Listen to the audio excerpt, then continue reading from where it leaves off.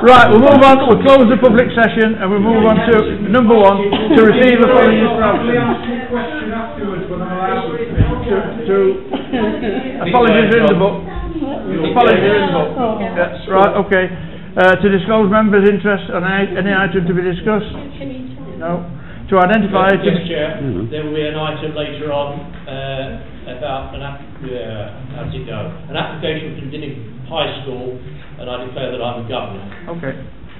To identify items for which the press and public may be excluded. Yes, Stuart. I think I better declare a personal interest in item 7, which is the adjudication against me. Item number 7, okay. That's the stick-up. Right, okay. Chairman, are we now identifying items which the press and public may be excluded? I think item 7, if it's discussed, and possibly item 10 too.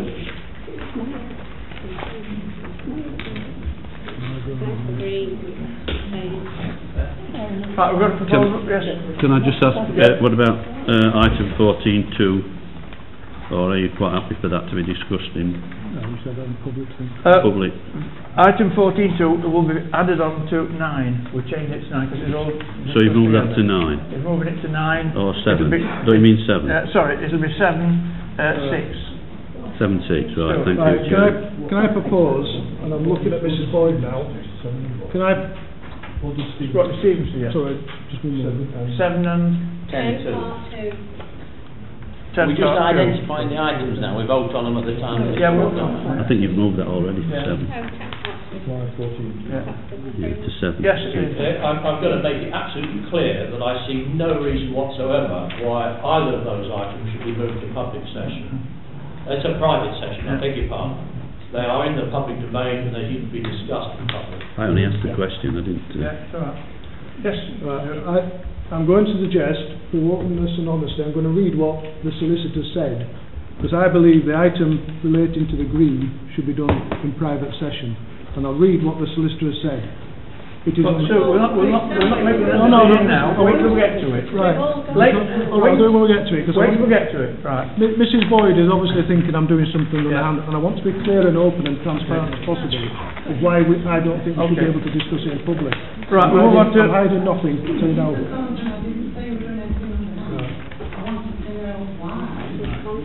Well, he's told you that. He's a friend of your neighbour.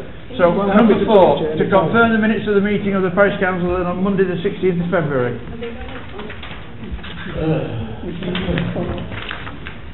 Page 1. Page 2. Page 3.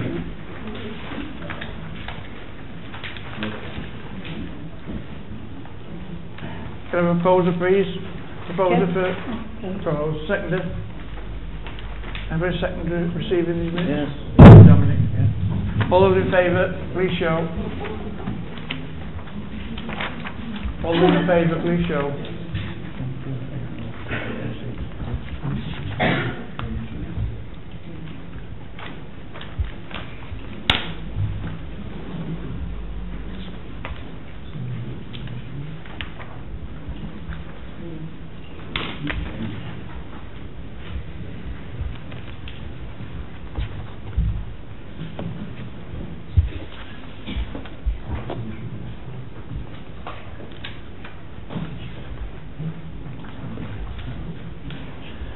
Right, thank you.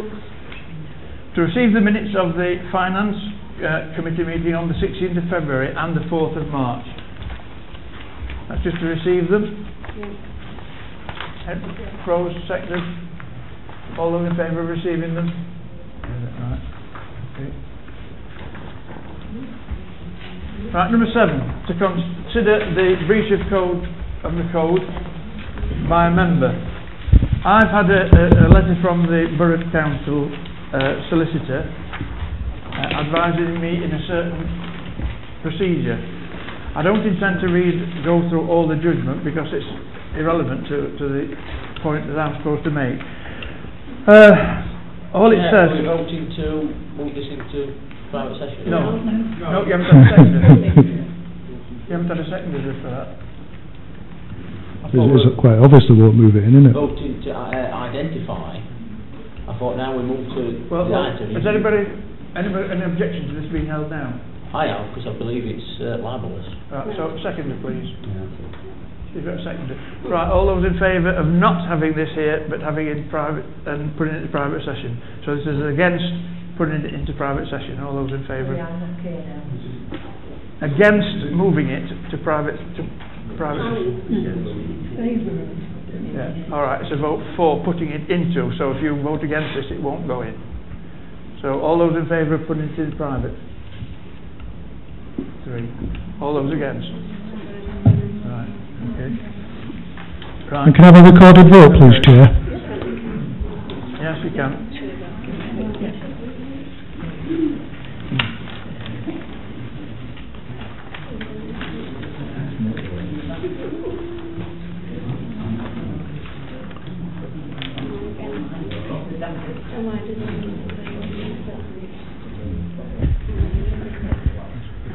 Councillor Baker?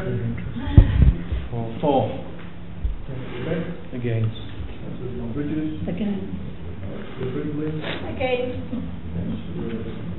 Crowther? Councillor Johnson? Councillor Hyland? Against. Councillor Jarvis? 4. Councillor Jepson? Councillor Simpson? Against. Councillor Thornton? I'm not voting. Councillor Ward? Against. Right, that will not be put into private, so we'll move on. Now, this communication that I've had, as I said, I don't intend to read through the whole thing because I understand that somebody's still going to argue about the stuff as it's been put. So I'm going to give you the result that's been given to me. Having considered the evidence of the panel, it was satisfied that on the 29th of April, Councillor Thornton assaulted Mr. B. Brindley by slapping him on his face. The monitoring officer informed the panel that the paragraphs of the code which the allegations might relate to were treat others with respect, do anything which may cause the council to breach any of the equality duties, to bully anybody, or to do anything to compromise or likely to compromise the impartiality of those who work for or on behalf of the council.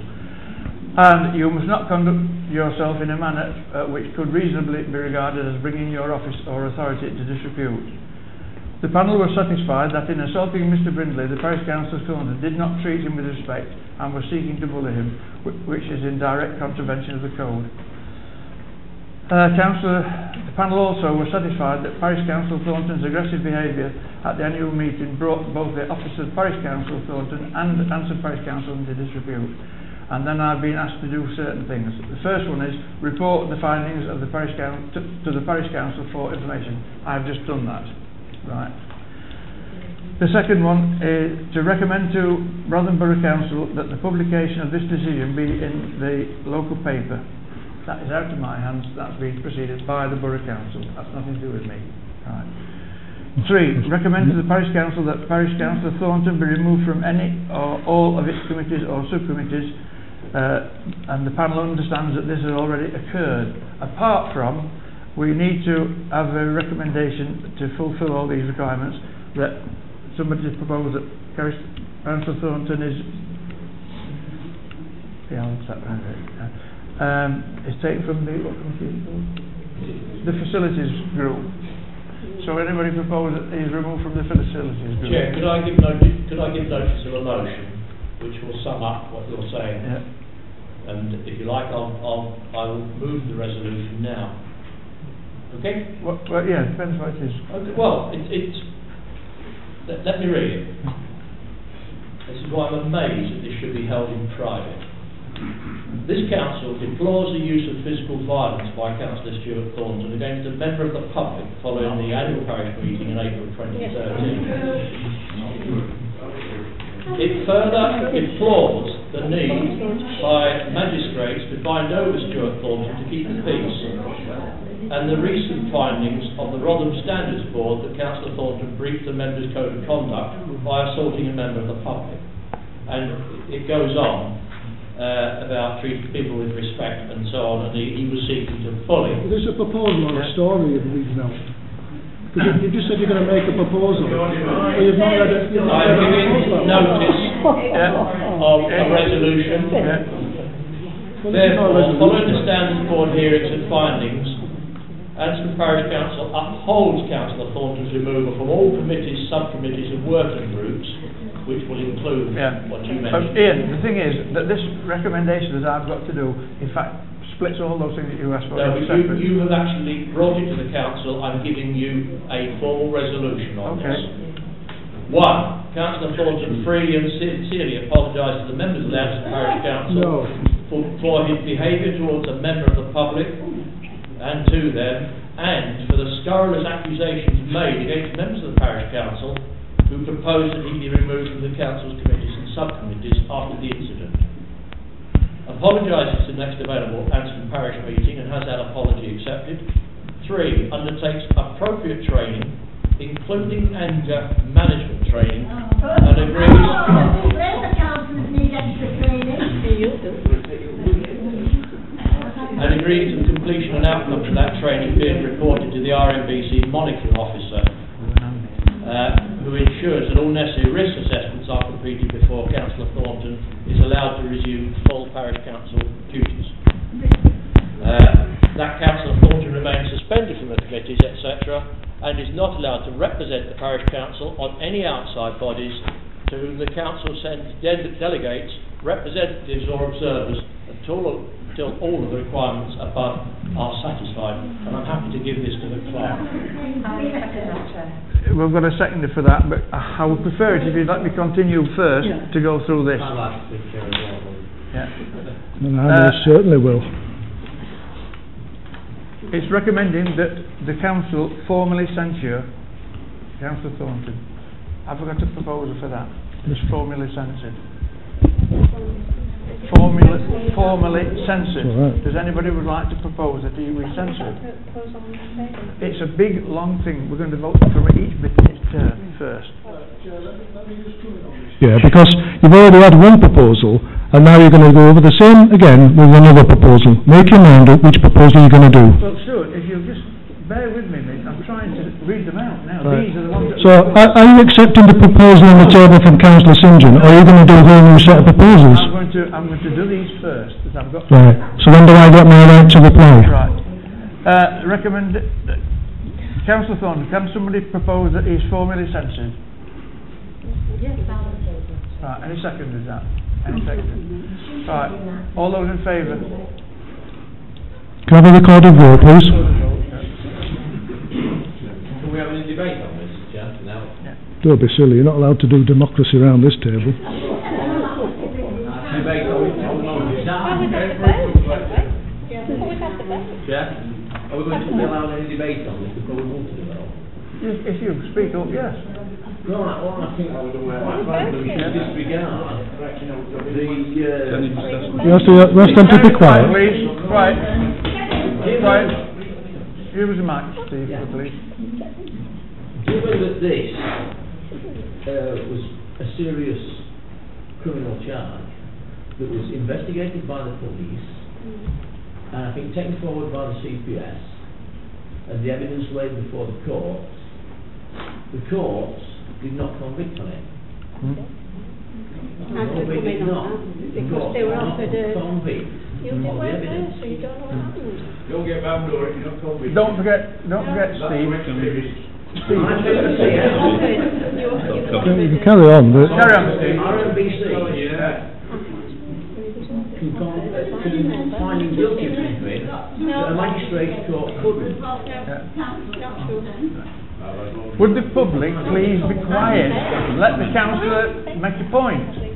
The thing is, Steve, I can quite see your point, but you must remember that in the legal procedures, people are found not guilty in one court and then taken for criminal damages in another court. That's your lower court. And all we're doing tonight is confirming or accepting the findings of the local council.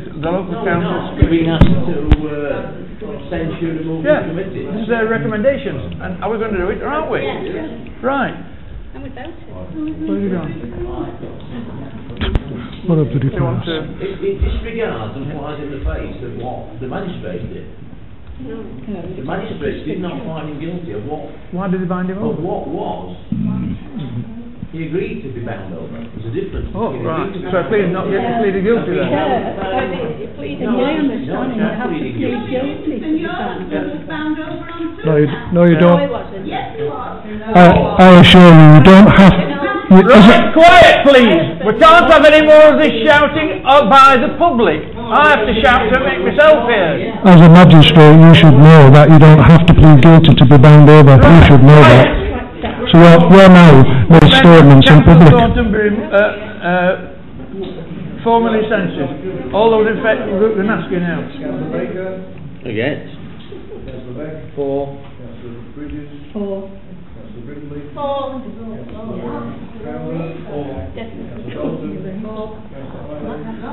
I vote for, and I'm not Labour. Against.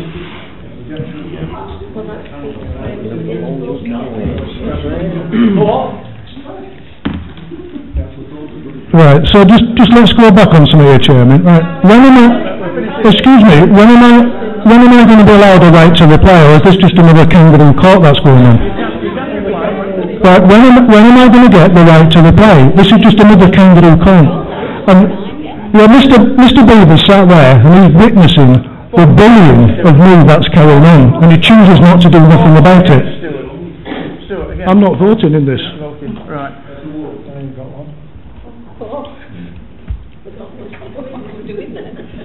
Right.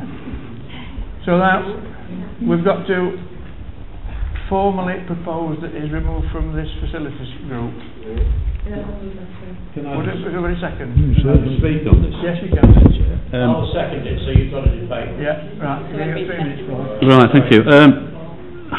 It's awkward, this one, because I would have thought the facilities group is more based on the charity, seeing as it's a charities building. It's only a working group.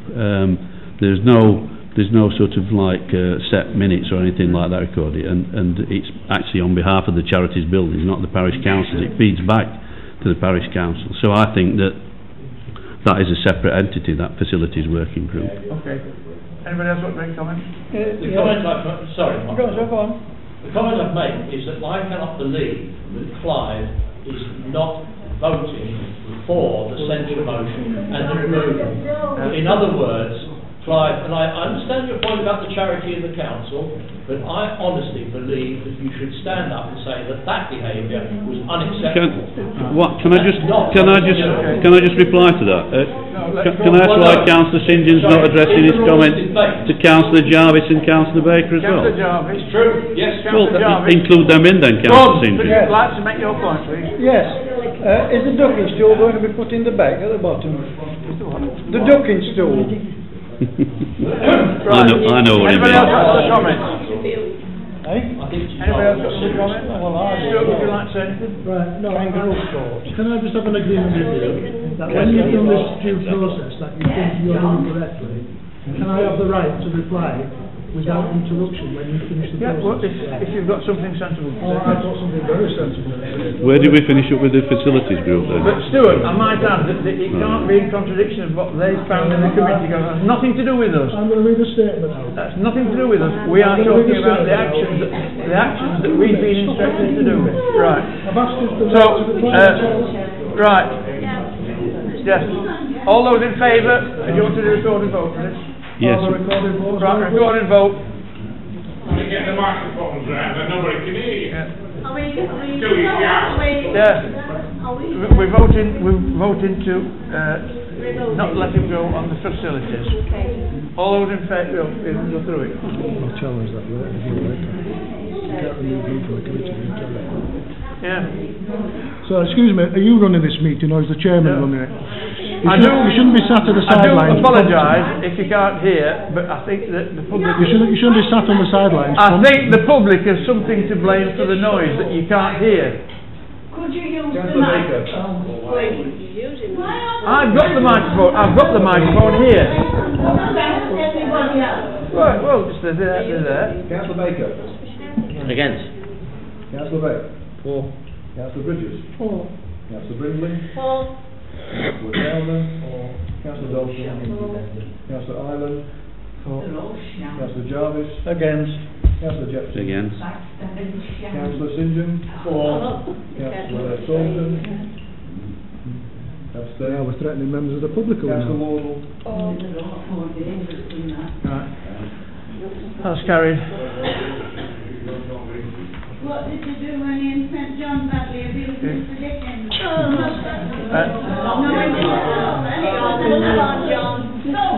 Right. What did you lecture this? Absolute disgrace. What did you lecture? Never mind. I'm not Public see. Recommend Public voting, all that, see what they're doing for us. recommend that the parish council So, arrange excuse me, training. Chair. Excuse me, Chair. Recommend- Excuse me, Chair. Why are you not asking that member of the public to be quiet when you're asking all the rest of them? Because they've just taken notice, so carry on. There you go, see? One rule for one lot and one rule for another. We've done that. We've got that. Oh yeah. To reaffirm that the council's previous resolution be moved from all committees, subcommittees and from all outside the public, just to reaffirm our previous findings. Can I just Agreed. Can I just speak on that, Chair? I think we should specifically say the area of assembly there. Council I know. It includes. Yeah, but not in the council. The thing is, in the area assembly, Councillor Thornton is quite at liberty to go, but he isn't at liberty to claim that he is representing Anston Parish So Council. what's this got to do with what we're going through now? You're now just going on to a completely different subject. I mean, you have a problem chairing these meetings, you know. You have a problem as well, Stuart, I'm afraid, so will you be quiet? No, don't start abusing Right, me. so we're going to recommend... Thornton was not at the annual meeting as a councillor. Have you taken that into consideration? He was not there as a councillor. He stated at the beginning. Right, I've been proposal that we're reaffirming, proposed, seconded. He is Seconded, not. right, all in favour. He stated he was not. I'll have a recorded vote.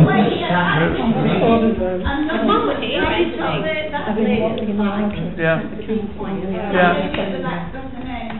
Very valid point. I'm afraid you can't make your points at this stage. Everybody else can then. Right. What are we voting on now? Reaffirm. Against? For?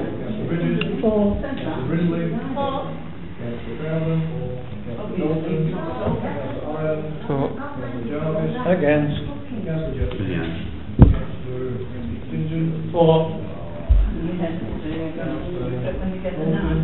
I'm not voting. No wonder the commissioners are in. Right. The last thing that they've proposed here is that the parish council arrange training for parish council Thornton. Can I speak on this, Chair? I've thought about this myself. Yeah, I can only think. Go on then. Have the other members that have been found against by the Standards Committee had their training yet? No. This is recommendations. Clive, Steve, all I'm doing is giving you the recommendations of the committee. I'm not making any judgment. I'm giving you the recommendations. I'm just saying, before we arrange for Councillor Thornton to go on any training, we ought to make sure that the other councillors that have been asked to go on training go on it. Where they've been asked to go on training, I'm sure they will have. Yeah. No, Judy Dawson never went on training. Would you please stop intervening? I'm giving you the information. I don't need the information from you because, well, I don't. You need one from somebody, John. Well, I don't need anything from you. Chair, Right. can I make an observation? I don't quite understand what Councillor Steve Baker's inferring there. I'm inferring, Councillor St John, in the explanation that other councillors have been asked to go on training because they've been found guilty of misdemeanours under the Code of Conduct, and I don't think they've been on it yet. Exactly. Well, I may stand corrected if they have been on it, but I don't suspect believe that they have. Councillor Baker needs correcting because this is, in my considerable experience, this is the first time that we've actually had a ruling by the Standards Board or the panel that a member has actually breached the Code of Conduct. For example, No, it's not. I know that the playground bullies want to shout over me, and accuse me of various things, but I can tell you, in all honesty, I have never been near the Standards Board. And that Judy, through the chair, I do not believe that you have been found guilty of any offence. I have not, But I have attended training with other councils. I can clarify if people wish. There was an item where I was asked to take further training, which I did do. In fact, as it happened, the solicitor had actually represented a long set of minutes to the board, to the panel. So, in fact, there was a mistake. But I undertook the training because, in any case, any training that you undertake can only be beneficial to you as an individual. We've also attended the training here. We've had training from outside agencies and from Mr. Beavers, and I've attended all of them. I might add at this stage that Councillor Thornton needn't go on any of these things if it suits him. We can't make him go on a training course, we can only recommend it. So I don't know what all the arguing is about. So,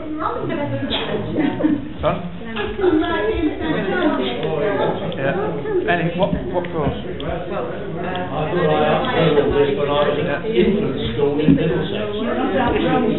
Right, I've got a proposal here that we take advice from the Standards Board as to what appropriate training is, because we're not told what the appropriate training is. Would you please be quiet? Well, then that's it. Then I'm going to ask you to leave. Don't shout at members of the public. Right? You're not only to shout at the public. You're going to sit over there. All those in favour of asking the Standards Board to make a recommendation. So the recorded vote. Training. So the recorded vote again, Chair. Right. So we're going to ask the Standards Board to make a recommendation.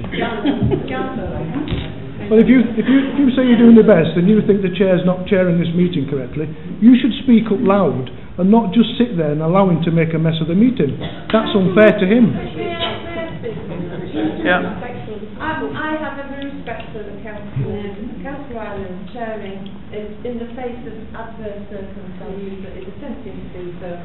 I was attempting to move a motion there, have the hand up in order to move that motion. I think it's been seconded. And he was making derogatory remarks about the chairman. You you turned round and you raised your hand. Well, I'm not going to argue with it because it's on camera. It's on camera. It's on camera. I'm not right, we're going to have the vote. Against. For.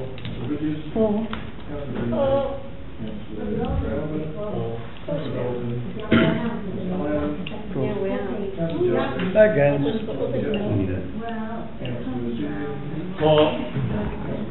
I'm not voting again. Right. Councillor Brindley, why have you just made a derogatory comment when a member of the public's speaking? Right. Yeah, very sarcastically. Can I please have some order? As far as I'm concerned, we've now satisfied the... right, Chair, can I have my right to reply? You've not been accused of anything. No, you've just gone through it. Stuart, can I just say that you had your opportunity to put your case to the panel, and you never turned up. You just put me through. And you never turned up. Alright, now for you speaking.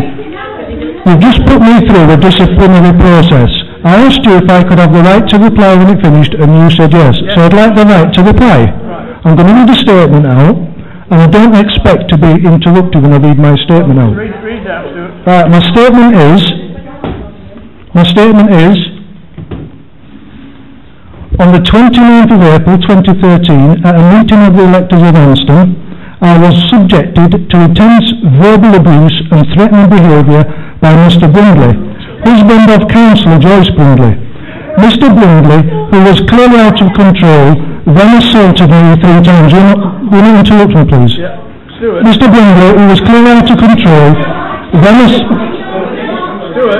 Stuart, this has been heard. No, listen. This is my right. This is my right to reply. This is my right to reply. No right to reply. You see, this is another kangaroo court where I've just been subject to a disciplinary process, and I've sat patiently while I've just seen a fracas of a farce going on, and now I'm not allowed to reply. I can read a statement if I can, please. Can I ask you a questions. I'm going to read on my Can I ask statement. you a question? You can ask me a question Why if you did wish. you not go to the hearing? I walked out of the first hearing and discussed, and I told the monitoring officer it was a kangaroo court.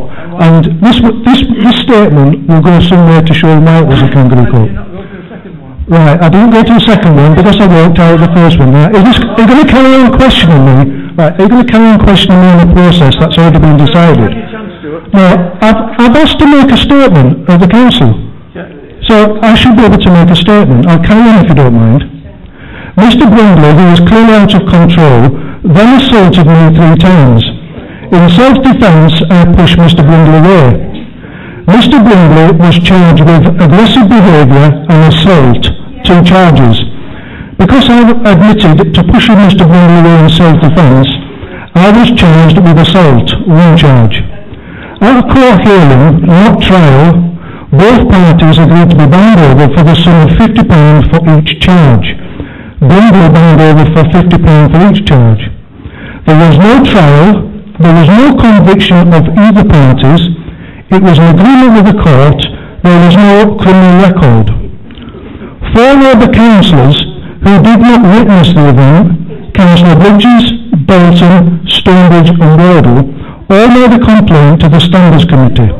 Statements made contained false and misleading information.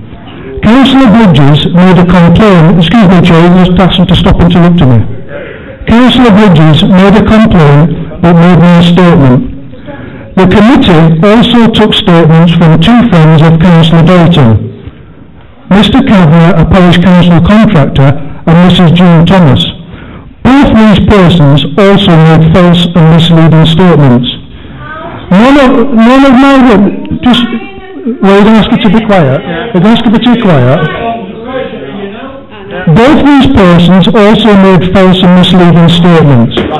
None of my witnesses were approached by RMBC to make a statement. Under the subcommittee hearing, I walked out in disgust.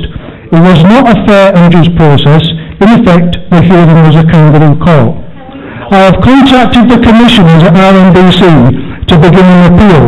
I will be making complaints against the following persons: Councillors Bolton, Stonebridge, Wardle. Further complaints will be lodged against RMBC employees, Head of Legal Services Mrs Collins and Mr Fletcher. A further complaint will be made against Councillor Sims of RMBC. I will also be asking for a review of the role of the independent person in the dealings of Anston. There was no assault. I acted in self-defence at all times in response to an onslaught of verbal threats and repeated assault. And what you've seen again is the continued bullying around this table. We're giving you leeway to refute some of these methods. And now we'll move on. Can I just say something? It's wrong because I have said before this council, I was not asked to make a statement. Councillor Bolton last time insinuated that I couldn't be said, I couldn't be bothered. You still made a complaint. I was not asked to make a statement. Right. Your time will come. Tell you I'm happy now, I'm quite I happy. was never asked, I wrote a complaint, but I was Pardon? not Never meant to make a statement. I didn't threaten you at all. Right. I didn't threaten you at all. So, it's on camera. It's on camera. Right, can we move on, please? Chair, will you ask Mr Kavanagh to stop making threatening gestures at me? No, I never threatened you at all. I just said if you want to carry on making remarks, make them. Well, talk to me, talk to the chair. Right, Talk to the chair. we're going to move on. We're going to move on to the next thing, which is a report.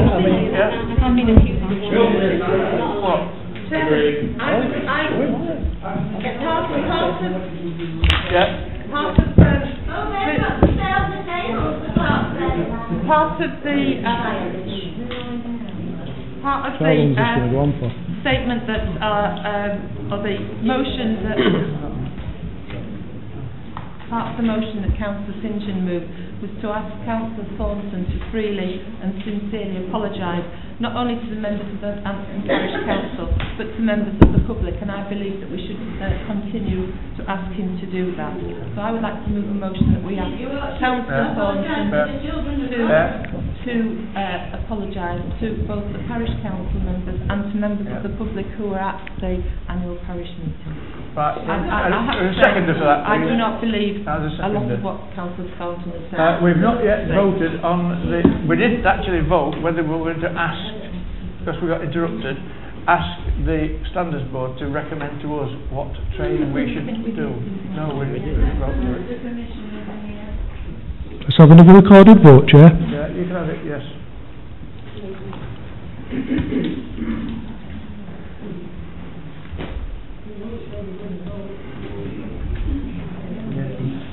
Yeah, we've voted on that training. We have voted on that. Yeah. So this is the apologies. Right, we've got a proposer and a seconder. Just to apologise for the.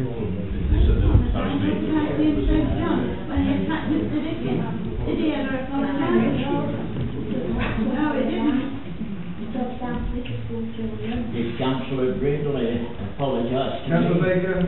Against. For.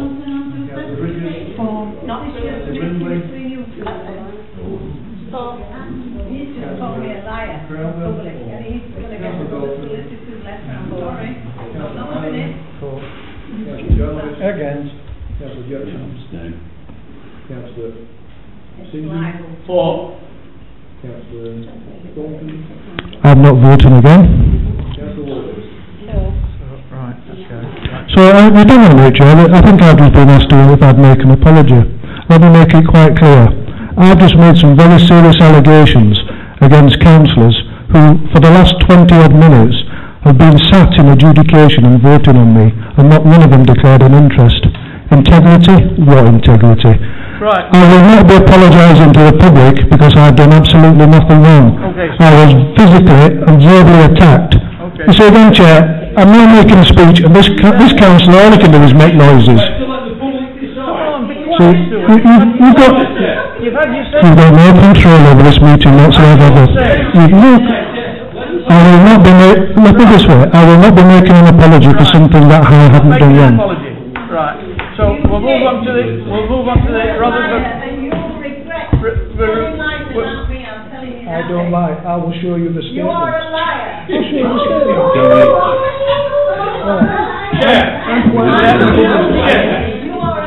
Is it not interesting that most of the members of the public are shouting in favour of Councillor Thorne? No, we're not. The one person I've heard clearly is the one who's actually made a statement and has accused him of lying, not for the first time.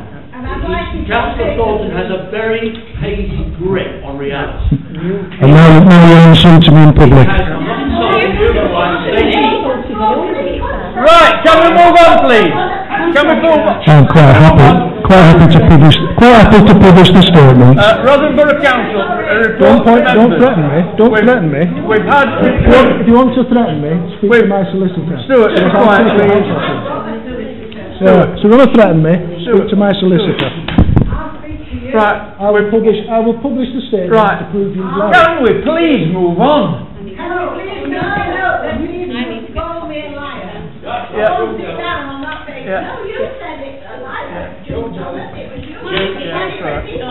Through the chair, I'm quite clear that Mrs. Thomas was accused of lying in a statement. And I'm prepared to sign an affidavit to that effect. Well, it's on camera, so you don't need to. It's on camera, you don't need to. I'm quite happy to repeat it if you want. Well, without, is Mr. Beaver still here? Yeah. I'm looking for you for some help on this, please. We've got a report here. We've got a report here, we've got a report here that went to the Standards Committee last week, and it was a paper describing what could possibly happen to Anston.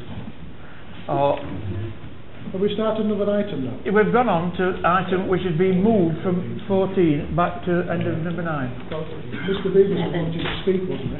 I've just asked, Stuart, you don't listen. No, he asked I said, is Mr. Beavers still here? Would he help me out with Mr. this Beavers says, can I speak now? And you just carried on talking over the top of it. Well, I didn't hear him for all you lot specking around.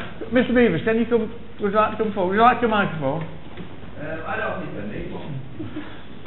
What I'd like you to do is to explain to people the implications of this thing, what could happen. Well, there needs to be a preamble first, and what I would invite people to do is to let me finish. That's all I'm asking you to do. Because I'm not going to get involved in an argument. I'm past that. It's now 8:30 at night, and I don't want to get into an argument this late at night. We've all had enough. Yeah.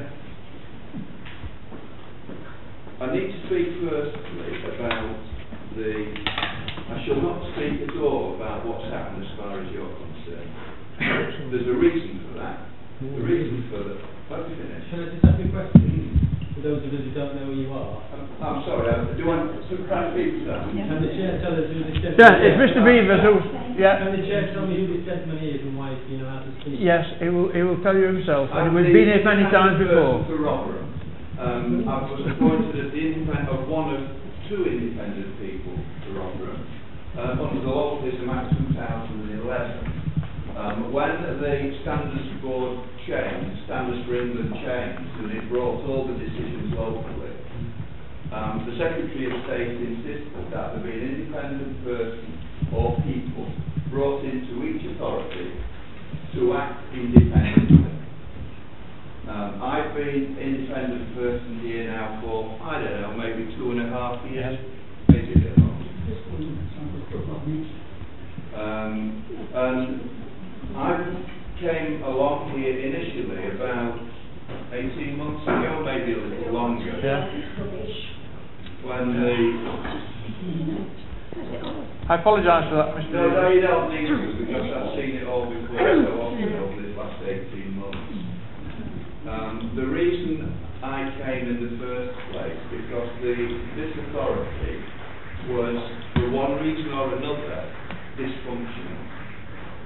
Whether it was because of these people, whether it was because of these people, whether it was a mixture of all you people, or whether it was Doncaster Metropolitan Borough Council, whatever it was, the result was, and you all know, that this authority was dysfunctional.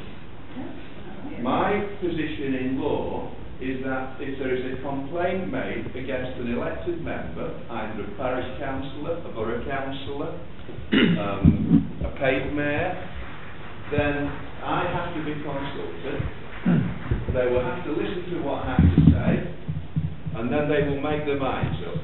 They can choose to ignore, because that's how it is. But they do have to hear what I have to say. I made a promise when I came here some time ago that I would do my level best to help you as an authority get out of the difficulties that you've got. I organised training, and I think with all of the councillors were there, I think. Most of them were there anyway. And we ran this training, and it was fine. I agreed to stay alongside the parish council for as long as it needed, in the hope that, collectively, we could be seen to be a cohesive group that would be good for the people of Anston, because that's why we are all here. I fulfil that promise. Not that I've been to every single meeting that the parish council's had, and I don't think you would expect me to. For two reasons. One, because I don't want to, and secondly, because I'm a volunteer, and I can only come when my time will allow me to come. I have been regularly, and I have, if you remember, we made an arrangement some time ago that a moratorium would be put in place as far as complaints were concerned, to enable us to cut through what was happening, to try to find a way through it all so we could operate as an effective council. During that period of the moratorium, everybody, almost everybody, was good to the word. That complaint didn't come in, and that was lovely. And we actually started to make some real progress, I think. And then what happened is they started again. To a point that, statistically, I don't think that anybody in here needs to feel particularly proud of what's happened. And I'll tell you why. Not that I'm a member of the Standards Board, I'm not. I can't be. if I could be, I would want to be. But I am invited to attend their meetings, not to vote, but to observe. And I've done just that. And at the last Standards Board meeting that took place towards the end of last week, statistically, I was kind of surprised what was happening. In the last 2.25 years, there have been 35 complaints emanating from this parish council, either councillor against councillor, public against councillor. 35, that is one every 3 weeks on average. In the last year, no, in just less than a year, the standards, sorry, I'll go back a bit. In the agenda for the last meeting of the Standards Board, it itemised all the complaints that were presently being considered. There were in fact 20 in total, each one of them separately identified, and each one of them was spoken about by the monitoring officer. And out of that 20, 11 of those related to Aston, and the other 9 related to everything else that's taking shape in Rotherham. So you can see where the focus is. The focus is here.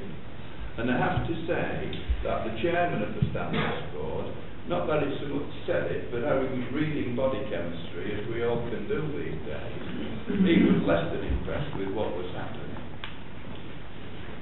And I heard somebody say, thank goodness the commissioners are in. Well, you perhaps haven't had the opportunity yet to read precisely what the remit of the commissioners is. Well, if you had, you would realise this, that the Standards Board for the local authority is outside of the remit of the commissioners. The commissioners will not become involved in the operation of the Standards Commission. That was what was reported to us by the monitoring officer, having consulted with the lead commissioner last week. So, if you're looking as the commissioners to be a cure-all, there won't be a cure-all from them, because they are focusing their attention, and I have to say it, on stuff which is very, very much more serious than this. And if we are using their time that you're paying for, to the tune on each one of them on average £800 a week, to look at stuff like this, you've then got to ask yourself, are you getting value for money as a local authority? And the answer is no. So the chances of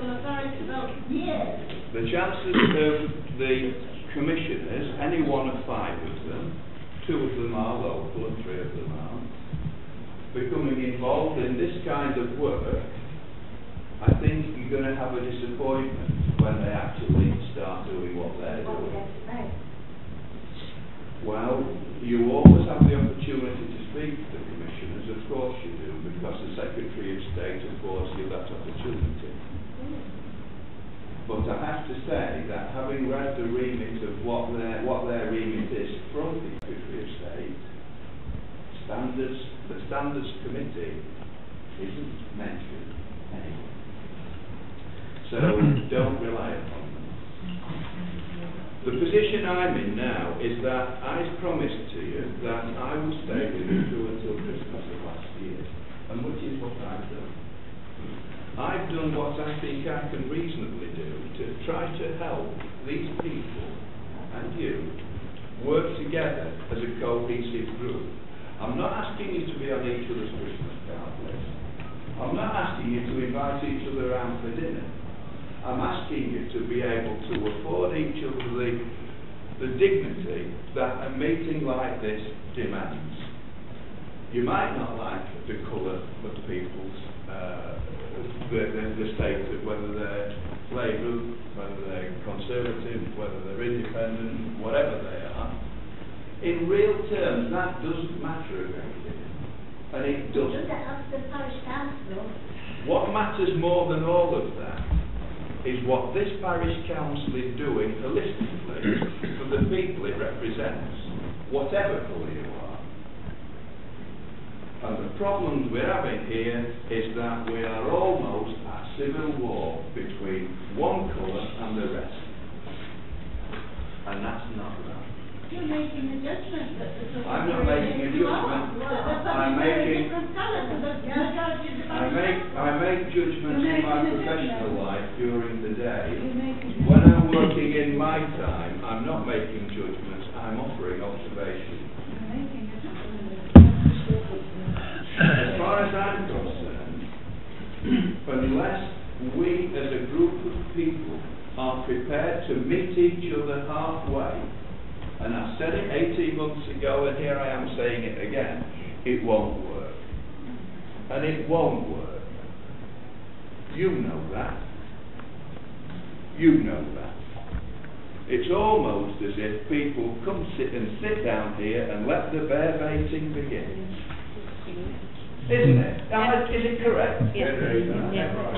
Can I come in, Mr. Beavers? You can in a minute.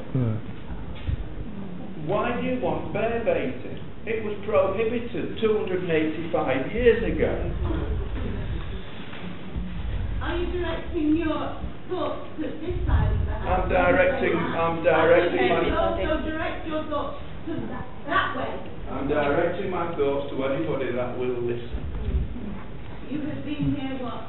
How long have you been coming, Mr. Beavers? I've been coming about 18 months, maybe a bit longer. I've been coming 20 years. I've been to 11 meetings. Well, you can't, but that's true. I've been to 11. These people may tell you. I see this every time I come. I've been to meetings which I've met councillors separately, I've met members of the public separately, I've met them in the council authorities, the local authorities buildings in Rotherham. How many have you met, Mr. Beavers? Pardon? How many have you met? I'm not answering that question. I have used the floor. You've given it across, but you've actually met quite a few. No, I haven't. I've just said I've met members of the public. I've not said quite a few. And that means there's more than one, which is correct. It seems that these people are judgment on your comments. You know, no, we're asking for clarification. No, yes, no, we're asking for clarification. What I want to do is at the end of the day, if you want it to work, it will work. If you want to continue to be berating each other over one thing or another, what will happen is it won't work. Now then, the Standards Board has suggested one of a number of things may happen. One of them is to bring in a member of the old Standards for England brigade, who is now working as a self-employed guru somewhere, to the tune of £8,000 to try to do some retraining. I'm going to have to say to him that, well, I'll say to you, you will be wasting your money. And I tell you, the local authority won't pay for it. So if you're looking for the local authority to come, and here's a magic wand, and after this hat I'm going to pull a white rabbit, and attached to that is £8,000, it's not going to happen. And the reason it's not going to happen is because Rotherham Metropolitan Borough Council, like Doncaster, like Sheffield, like Barnsley, like everywhere else, are skinned. So they're not going to spend £8,000 on the trouble that you've got here. So they'll say to you, well, you pay it. You can't pay it, because I know as well as you do that £8,000 out of the funds of Anston Parish Council is a thumping amount of cash. And you can't afford it, because you're using it on stuff that you could use for the people of Anston, which is how it should be. So that's one question that's out. Comment was made about whether or not you can actually wind the parish council up. Well, in law you can. In practice, it's a bit more difficult than that. Pickles, in his Secretary of State, since his being Secretary of State, has heard 4 applications for winding up councils, of which 3 is thrown out. The other one he accepted because it had not been functioning for 4.5 years. So the chances of Pickles waving a magic wand over you and saying, okay, this is not going to, this parish council is going to wind up, it won't. Another thing that Pickles did say, and has said regularly, is that he will not see parishes unparished. His words, not mine. Neither would I want to do that, because you are the representation of you people and the rest of the people that live out there. So the other alternative is for an amalgamation to take place between one parish council and another, and I can imagine that might cause some problems too. Now then, that might not be an answer that you want, but what's happening is we're running out of ideas on what can happen. The best way for it to happen is to actually work together as a cohesive group of people, so that the people of Anston turn around at the annual meeting and say thank you, because then you know it works. At the minute, that's not happening. So my question to you, I'll come back to you, Councillor Thornton, in just a sec. My question to you is, I'm doing what I can do. If you don't want me about, cool, because I'm getting paid for this, and it's now 10 to 9 on a Monday night, and I've been in adjudication all day, and I'm tired. But I'm here because I want to resolve the issue. If you want to tell me to pick up my musket and scrap, I'll pick it up and I'll scrap. If you want me to say, actually, yeah, we want to stay around a bit, see if there's a way of making this work, I'll do it. But I will not sit here and listen to the dialogue that's going on between here and here. I won't do that anymore, because it's, you know what the Nolan principles of public life are. We've been through it all on training. And tonight, God bless everybody, you've lost every single one of them. Now then, if Lord Nolan put these principles down for good order in public life, and it seemed to work in other places, and it does, why can't it work here? What's stopping it working here? Lack of respect on both sides. I think there's some degree of truth. Well, I don't know about that, but there's I think there's some degree of truth in that. So what do we do? What do we do? We are in an impasse. We don't want a person to come in for £8,000. We don't want it to wind up. There's a limit as to what can happen by Rotherham Metropolitan Borough Council. You're not going to get any help from the commissioners, and you're sat here where it turns out to be 12th and anarchy at 7:30 on a Monday night. So what do we do? If I was you, I'd look for easy way out. And that is, not necessarily like each other, respect each other for what you do, whether you're a councillor, whether you're a member of the public. Don't interrupt people as they're speaking. Defer to the chair. Make sure that people do, so that the chair does see you if you want to speak. Abide by the code of conduct that you have as a parish council, and let's move on. Otherwise, we're going to be back here this time next year with the same answer, and still no help from the commissioners. So that's where we are. Like it or lump it, that's where we are. And I'm fed up of it. I'll be absolutely honest with you. I'm fed up of it. I'm fed up of sat down there listening to what I'm hearing. It becomes almost, and I'll say it, and you're going to criticise me for it, but I can live with that. It becomes almost childlike. And you are adults, all of you, responsible for all kinds of things, local authorities, families, all kinds of things. Why can't you just get on and get the business done? I'm done. Right, can I just have a right to reply on what you've said, please? I'd like to have a reply to what you just said, Mr. Beavers. No, I understand what you're saying. Let's be open and honest and make no secret of it. Myself and Mr. Beavers do not see eye to eye on quite a lot of things. I agree. And we've had quite a few ding-dong battles over the last 12 months. But I'd like to dispel some myths first. The first one is training. Yourself and Mrs. Collins are implying that we've had training. No such training took part.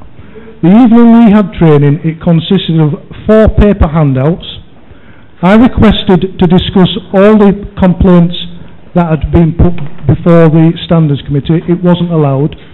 The only thing we did was we decided we would open the tables up like they are now, and I think we changed the headline of the Parish Council Constitution.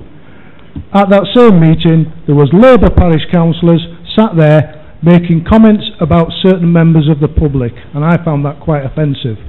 That's the first thing. I don't believe there was any training. The second one is 35 complaints. I assure you, Mr. Beavers, there's more than 35 complaints. I've got 7 or 9 complaints, which partly included bullying, that I put before Mrs. Collins, and she even refused, because there was against Labour councillors, she refused to even consider that they were complaints. Let's go on further. Communication. There's a document that we've got in here that says that the independent person, Mrs. Collins, has been working extensively with this council. There's been some work, I'll admit that, but there's been absolutely no communication between Mrs. Collins and this parish council. The chairman made a statement at a meeting you attended. He said he had not, I think at that stage there was something like 15 or 16 complaints. The chairman hadn't been informed of one of them. The chairman still hasn't been informed of the 30 odd, nearly 40 complaints that have been made on this council. The council is not aware of all the complaints that are going on. The other one is, there's a recommendation, I think it's after the election, that they bring outside mediators into the council to sort out the problems. And it will probably cost in the region of 8,000.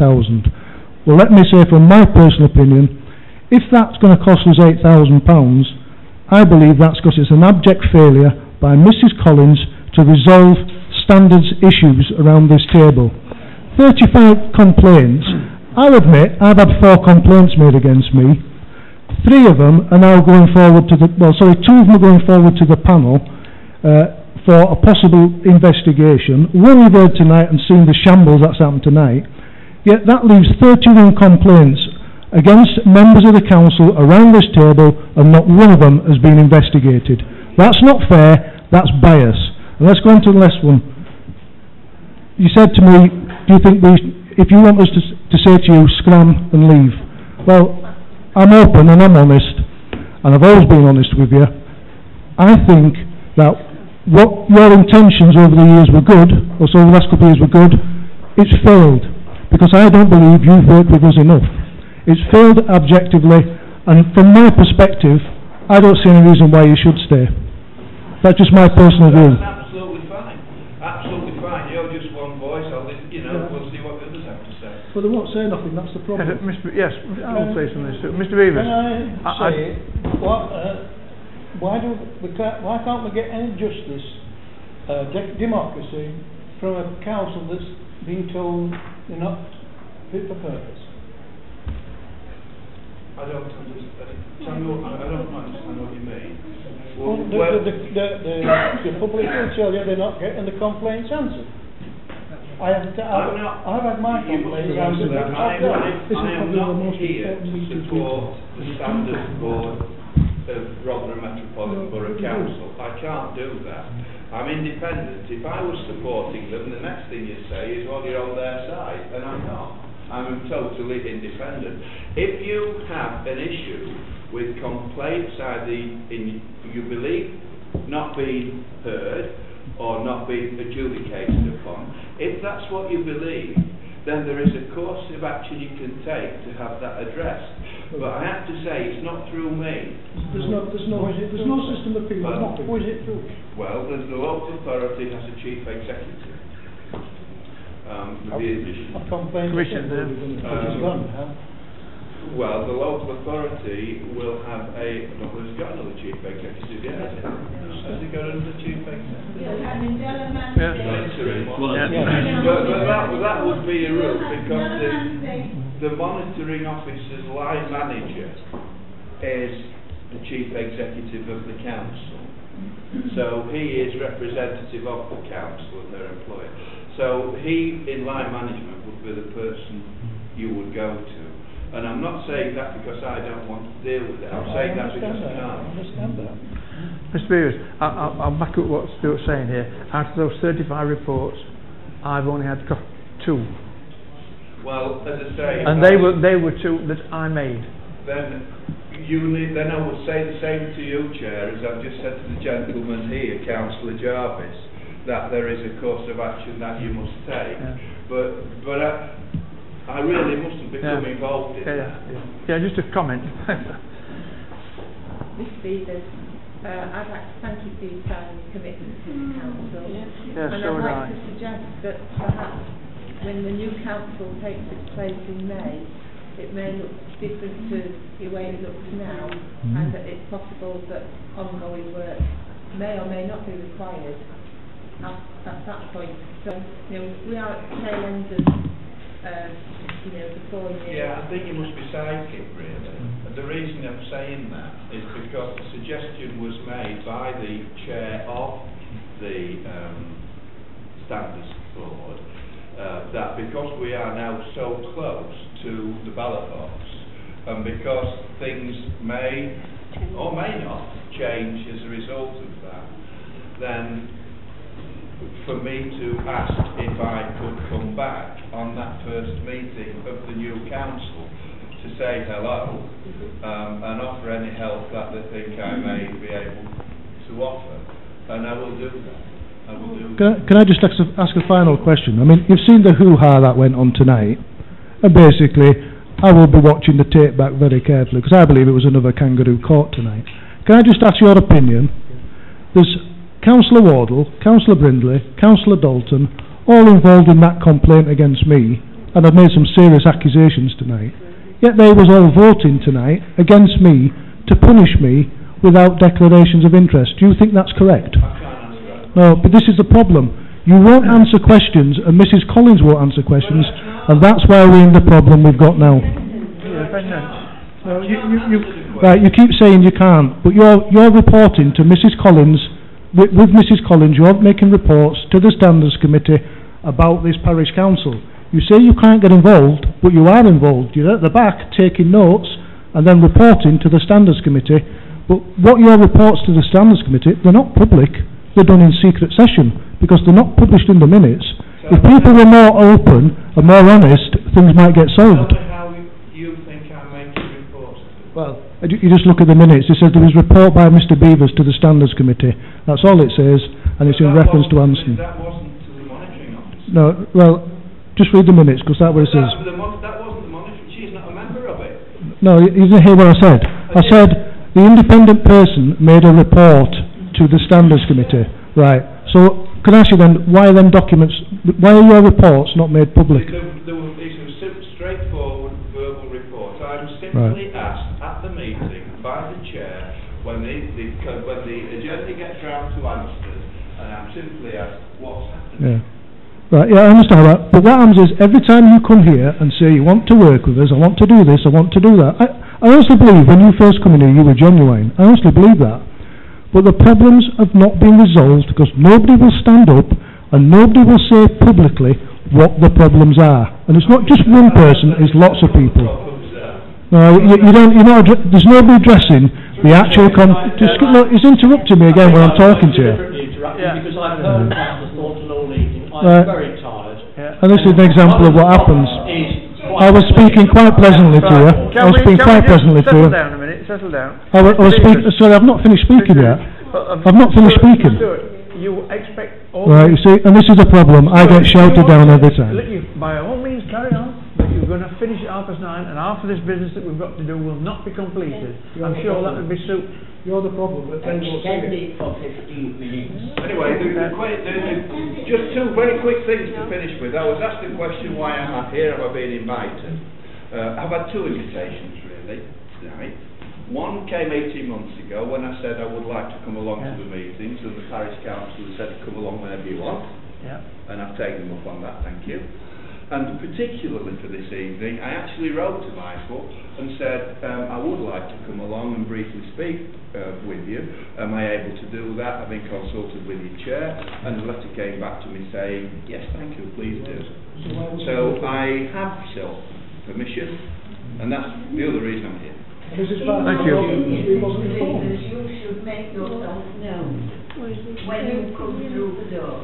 Well, I'm fairness. I know you. In fairness, I mean, with the exception of perhaps just one or two people who didn't recognise me before I came in. We often don't see you. I've seen you. You've been battled with me. Battle royal at the beginning. Battle with you. Not much. Can we formally thank him for his time and move on? Thank you very much.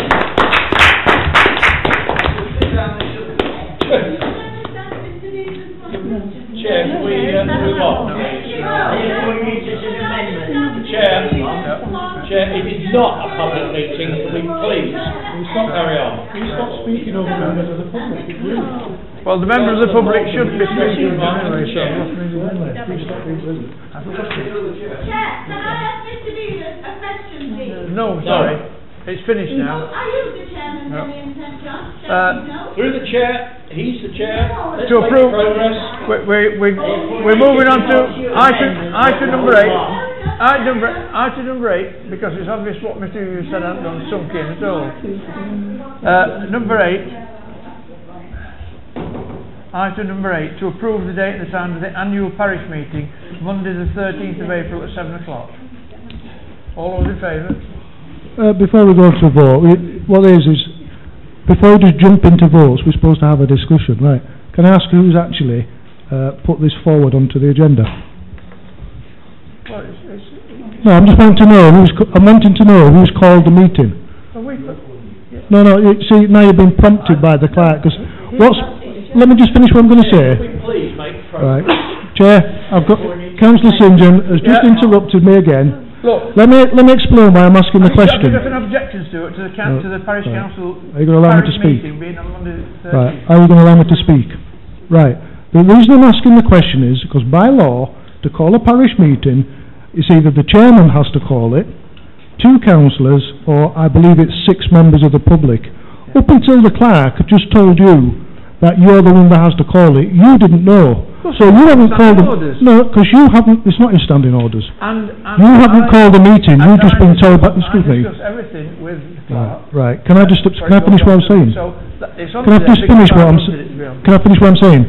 Up until you was told a second ago by the clerk that you'd called the meeting, you hadn't called the meeting. Therefore, what we're doing now is, I believe it's illegal. The meeting has not been called yet. This is to approve the meeting. Will you move on, please? Chair, this is classic delay tactics. For goodness sake, the clerk is suggesting a date. The meeting can either vote for it or against it. Now, somebody in favour. Somebody in favour. Hang on, can I just ask it?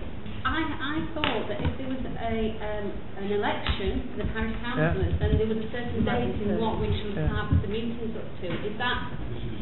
Nothing to do with that. Okay. This is just That's a parish meeting that you attended, that you turn around and says parish councils were acting in their capacity. The annual parish meeting is nothing to do with the parish council. It's the meeting of Anston parishioners, and nobody can speak in it unless they actually live in Anston. Right. So can I just come back again then, Chair? And I'd like to ask the question again.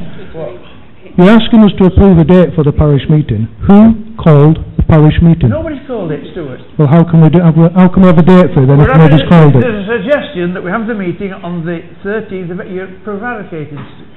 Monday the 13th is the proposed date. Move it, Chair. Move it. Anybody would like to vote on it? That be seconded? Yeah, that's it. So we're going to be Monday the 13th of April. Now we're calling the meeting Monday the 13th of April. Agree. Right. Now, can I ask, we've now got 9, 10, 11, 12, 13, 14, 15, 16, 17, and unless somebody has to move the meeting on after 9:30, we're not going to get it all done. Is there anything in this that you've got in front of it that can afford to wait? No, let's go down through the list, Chair. Right, Chair. okay. Right, we'll go through, Could I formally move that before we deal with the application for the Brethren Church, that we consider the request by Mr. and Mrs. Boyd for the parish council to accept their formal application. I'll on the grounds that they have waited too long and that we should expedite this. Right. I'll second that. Right. Can I come and make a comment on this? Let me bear with me a second. And I'm going to tell you the reason why it's going to go into, I should think it should go into secret session. Just bear with me a second. We had a discussion about this incident a couple of meetings ago. I can't remember what it was. It was on camera. February half term. You interrupted me again. It was on camera and it was in full view of everybody. Since that day, we've received several letters from the solicitors. And in the letter, and I'm going to show it to councillors, is the one there dated the 4th of March. Right, and I'm just going to read out, Chair, what it says. and this is the reason why I think it should be going into secret session. I'm doing it so you know why I'm asking to go in secret session. Right. This is from the solicitor. It is unhelpful in the context purely of this matter that the Boyds and their solicitor are able to see the internal discussions of the council. Though I imagine in an open democracy era that is unavoidable. What I believe the solicitor is saying to us, if we discuss this legal matter, which it is a legal matter, we should be discussing it in confidential session. Now that's the advice of the solicitor, that's not me, that's the solicitor. What's that? What date's that? It's the 4th of March. I've got the 4th of March here. Here, I'll show you the letter. Chair. All I'm saying is, the solicitors are recommending that we go into secret session. Chair, they are not recommending that. There are 2 letters dated the 4th. Really? There's one here dated the 4th. It's different.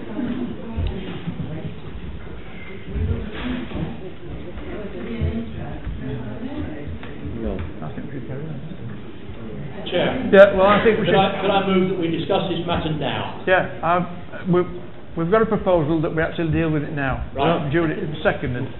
All those in favour, please say. Yes, right, okay.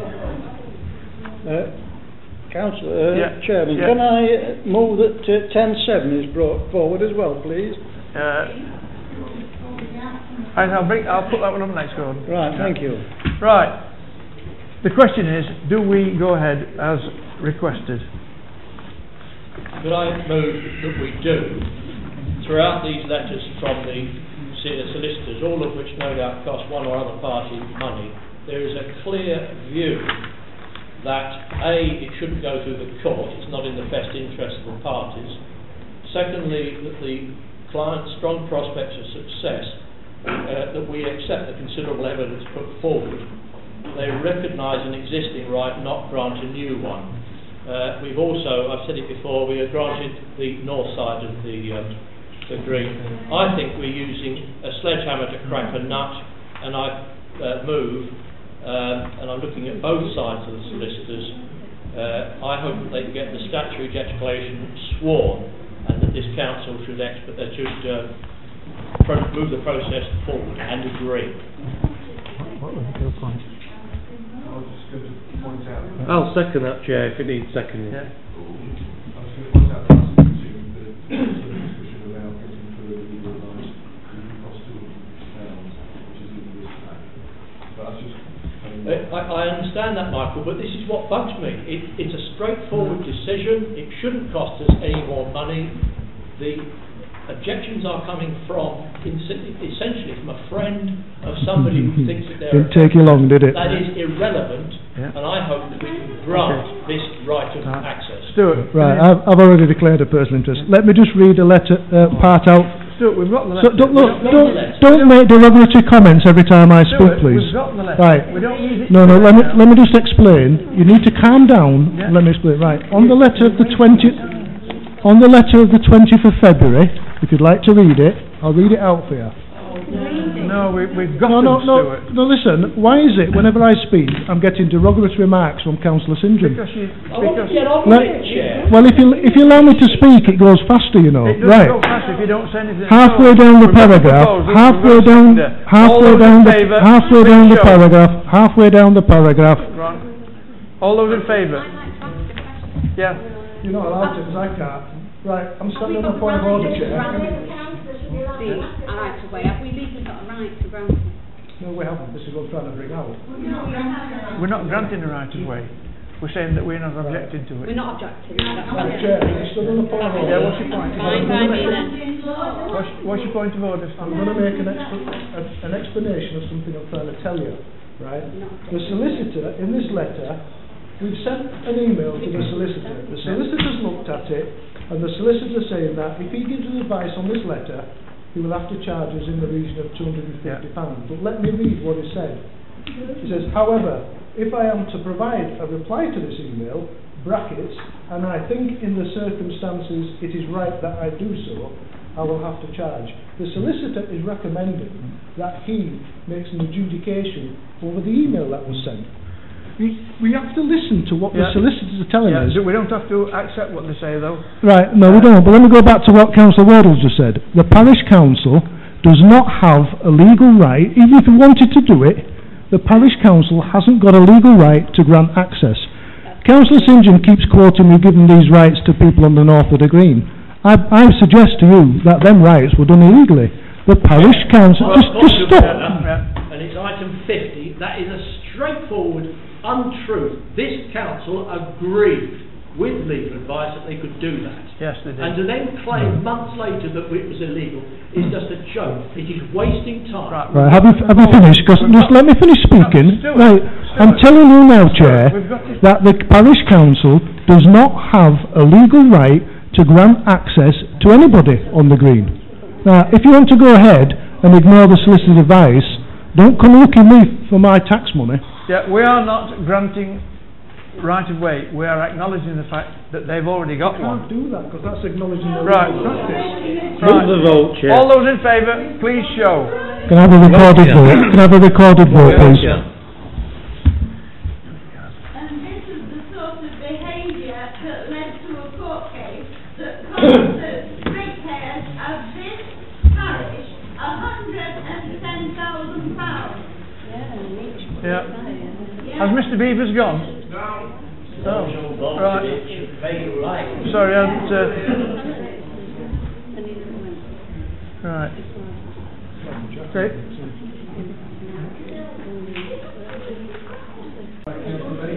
What we're voting on, to be clear. Reece, it just says we acknowledge that there is a right of way. On the absence of the legal advice, our solicitor is saying that he would like to give and it's going to have to charge. I'm going to have to abstain. Pardon? In the absence abstain, of this advice from our solicitor, I'm going to have to abstain on it. I'm sorry. 4.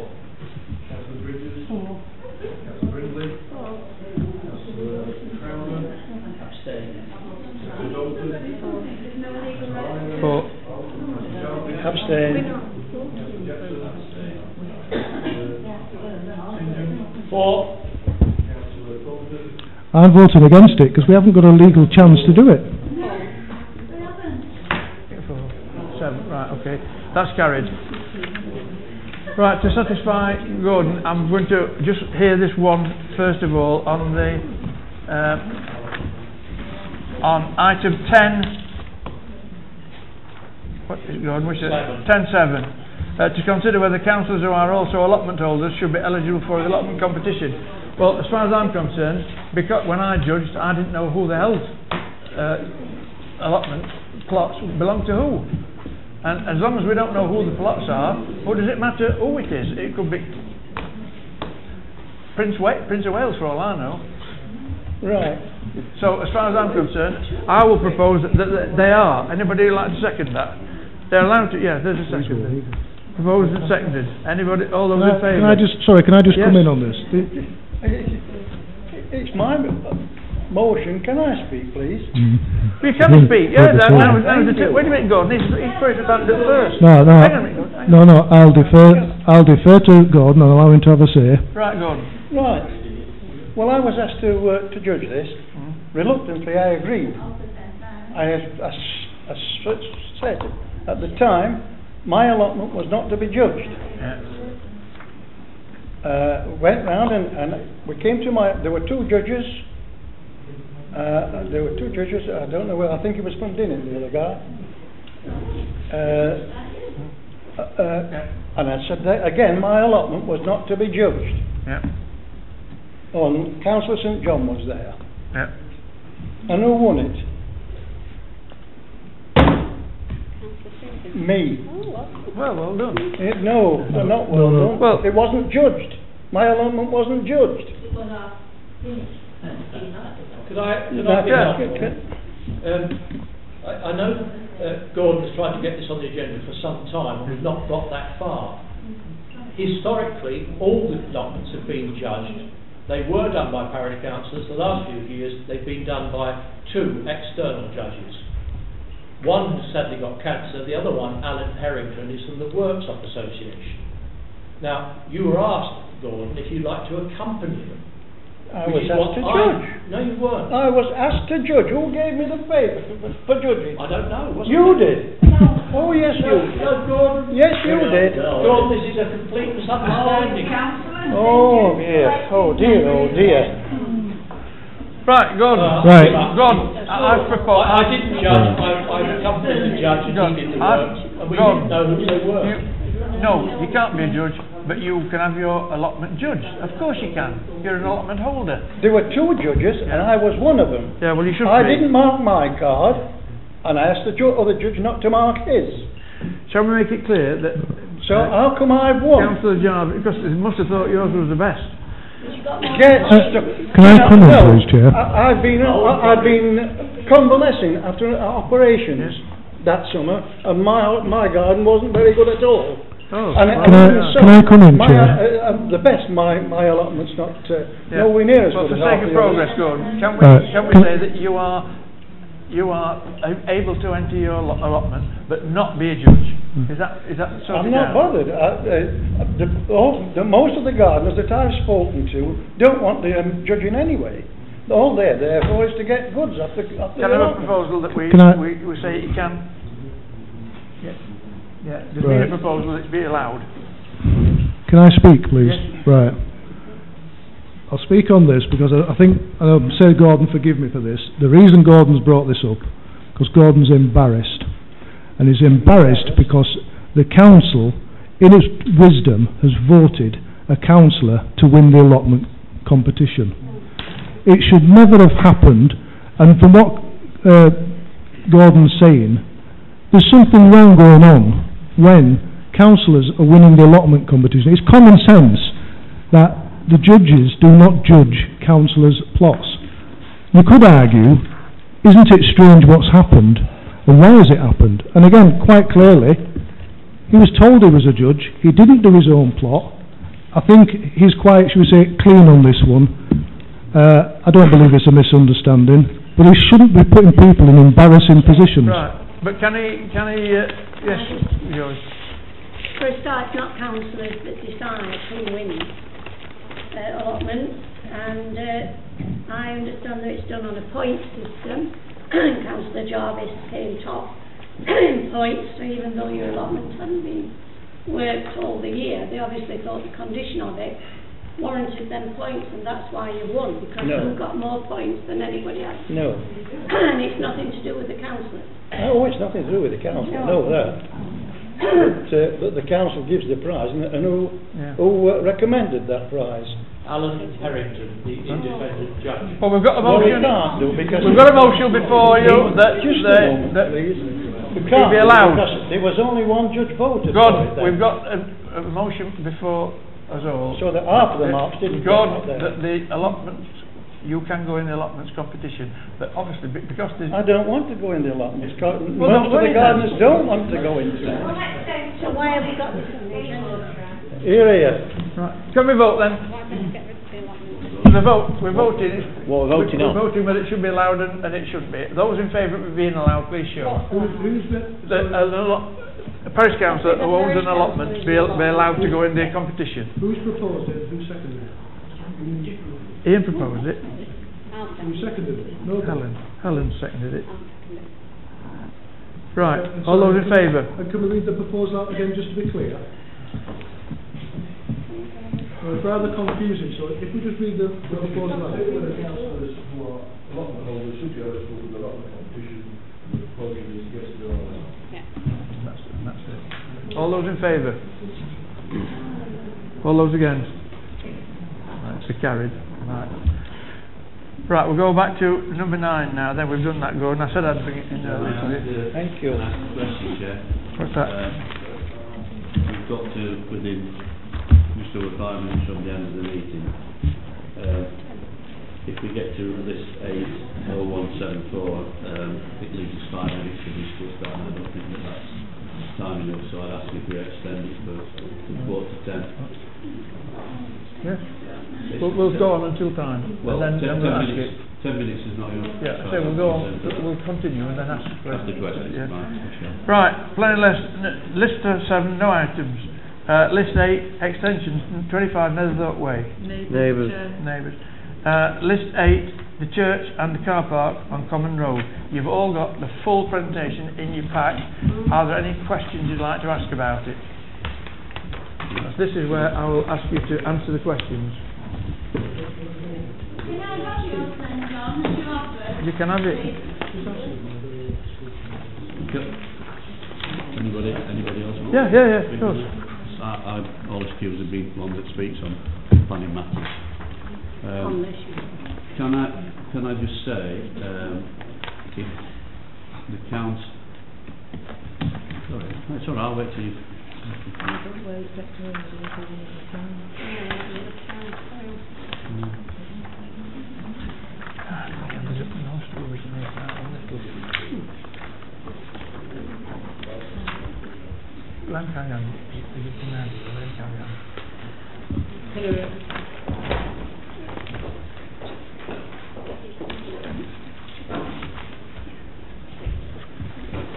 Thanks, Julie. Sorry, I didn't know what. Yeah, come to you, Clive. Yeah, can I just draw council's attention to the fact that in November last year there's a similar greenfield site to the east of Pennyfeast Lane, and that is Greenbelt land, which this site is. We voted to object to that development. Very similar sort of situation to this, similar sort of landscape, grassed area. We all voted to object to that development as it's on Greenbelt. This particular application is on Greenbelt. It also doesn't comply with the unitary development plan, which it doesn't actually state in the application or the application presentation fact that we've got. It's still in Greenbelt according to the Sites and Policy document last year, and also the SCORE strategy for the site of that. So I think if we vote to support this application, we're actually sending out the wrong message to the people who've answered that we've already supported in objecting to development on Greenbelt. I'm concerned about quite a few issues that aren't shown on this, about the traffic volume that's going to be down Pennyfeast Lane and Common Road. There could well be another over 2,000 journeys a week that will be going along those two stretches of road. We've got a problem at Main Street already, and I think to increase the numbers of visits, we get nearly 2,000 vehicles a week, also the journeys back and forth from the regular recycling centre. I think if we support this, as I say, it's in Greenbelt, it doesn't comply, it's not in accordance with the unitary development plan. I can't see that the Borough Council itself will support this, as it's breaking what they are putting forward, their Sites and Policies document.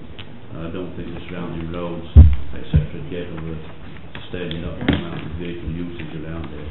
How can it possibly be Greenbelt when there was Sorry, how can it be possibly the old Greenbelt when there was a building? No, I just ask you, I draw your attention to that. It's not. The thing about this presentation fact is that there's more stuff that's not in it than is in it, and it's, when you read through it, you've got the built form that it keeps referring to. Well, that's actually the building, and only part of that is in an area where it was a scrapyard and a building materials site. The bulk of it is in the Greenbelt per se, and I say that's not classed as development or employment site.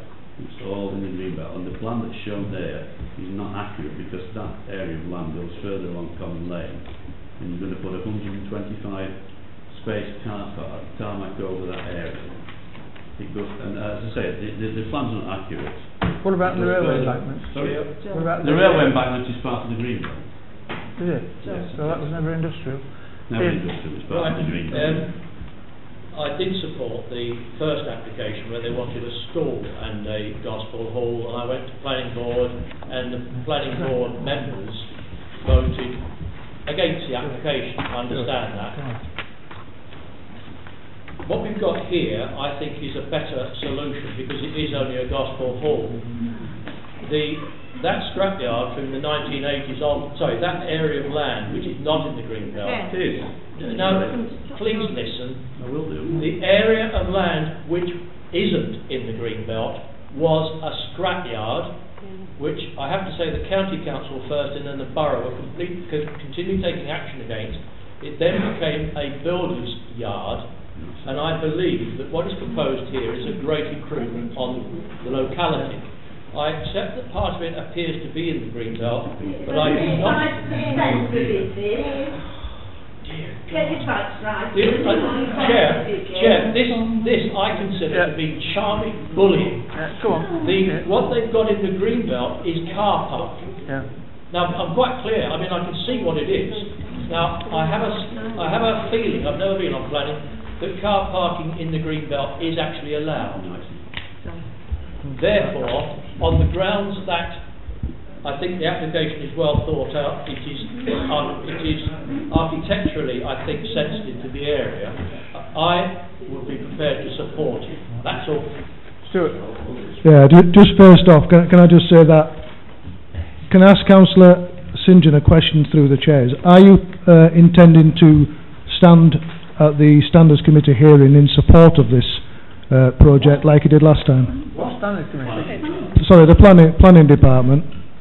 Because last time you stood in favour of their plan application. I'm just asking through the chair, are you intending to do that again? Because if you are, I think that needs to be declared. Honestly, Chair, I'm not into this. No, not answer the question. Not answer the questions. I'll carry on. Right. Just let me put my points of view. The people who put the plan. Well, first of all, I will say it's a very clever planning application because there's lots of unanswered questions in it, which may or may not be deliberate. That's not for me to decide. To the applicants, I've always been open and fair with them, and I've always made it quite clear that I will object to any building in the Greenbelt. The applicant implies, and I'm trying to choose my words carefully, that the development in Greenbelt is only 45% of the project. I believe it's actually more. In the document it also states there will be car parking for 125 cars, I think, if my memory serves me correct, 6 coaches, and overflow parking. The overflow parking is not stipulated to how many spaces they intend to put there. So I would suggest that the 125 car parking spaces is probably substantially more.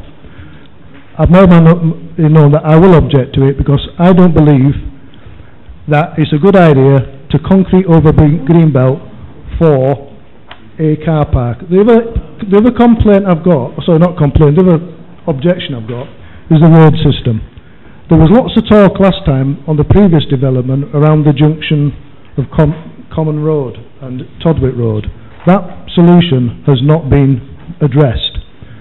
And what else has not been addressed is the number of vehicles that will be travelling up and down that road. There's a transport plan there, and I would like to see more clarification on when the events, because I suspect there will be many people coming from all surrounding areas, and I mean the wider surrounding areas, not just Sheffield, in coaches to events at that church.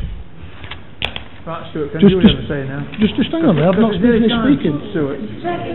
Well, you see, we're here to discuss things. From the representatives about the number of cars are likely to be at the building on a weekly basis. Right, can we just have a proposal here that we're going to extend 15 minutes? Right. All those in favour? I think first of all, Chair, it's okay. Could I clarify a few points? Let's just that. Can I stand on the point of order? Right, this application is actually going to be heard at Rodland. Whenever we've had planning applications in the past, we allow members of the public to make representations at the beginning of the meeting. Generally, planning applications by members of the public, they don't have discussions with the public during the middle of the council meeting. Okay. They have their opportunity at the beginning. Stuart, I would argue that they're not allowed to take part in the discussion now. They've had a previous chance. In order to try and move the thing along, I asked discussion with them and said, if you're going to make a presentation, will you just leave it to answering questions at the end? I've made my that's point. what we're doing. Now, point. I made that decision. We've got to vote yet whether we're going to extend 15 minutes. All those in favour? Right, we'll keep going until 1:45. Right, the point you want of clarification, Yes, please. just one, thank you, Chair. If I could just issue a notice as an indication of what we've got. I'm sorry, Chair, but this is not... Yes, sorry, I'm standing on on point of order. Clive, it's I'm standing on, excuse me, will it be quiet while I speak? I'm standing on point of order. Being rude to a visitor. You're being rude to a visitor. I don't think it's allowed, Chair. What's the point of order, Stuart? The point of order is, I've just explained that it's not normal practice for members of the public to make presentations during our discussions on a planning application. Then for the gentleman to start handing out documents. That's Chair. absolutely... Yeah, what? Can I stand up and say, point of order, number 50, a member may not disregard the ruling of the chair. The chair has made it quite clear that he is inviting Mr. Lomas to speak. I'm in favour of that. We can have a vote, but there is only one chair, and it's not me, and it's certainly not the other councillor. Chair, can you explain to me why again you've allowed Councillor Seaman to stand up and speak over me when I was standing on a point of order? You didn't identify the point of order, Stuart. Yes, he did. He said standing order number 50, and you didn't. So, just let me finish. No, I'm not. Sorry, Stuart. Now you're wasting time. I believe this planning application is being given an unfair advantage by the chair. Chair, may I speak? Members. Yeah, Steve. It's not common form to give applicants further chance to make representations. That's right. The representation is the planning application. Yeah. Correct. That's common form. Yeah. I don't know whether there's planning laws or is a planning code of conduct that says the applicants, the planning application in itself is the representation that we've got before us. This is a new. The protocols and procedures, Kevin. Stephen, I questioned this at the start from C, public session C. It says allow representation regarding planning applications, and I said, shall we allow their representation now? And the chair said no, we'll do it at the time, because it actually says here allow representation. They should have done their representation at the beginning of the meeting. I questioned that. I questioned it, and the chair said he would allow it now. Chair, we are wasting time. We could listen to I Lomas. was asked the question earlier on, and I said that the time to do it was when we got round to it. We're round to it now. So, what would you like to make comments? Can I move a resolution, please? Yeah, that we take a vote on this to object to the application. I think right, we've got to... To be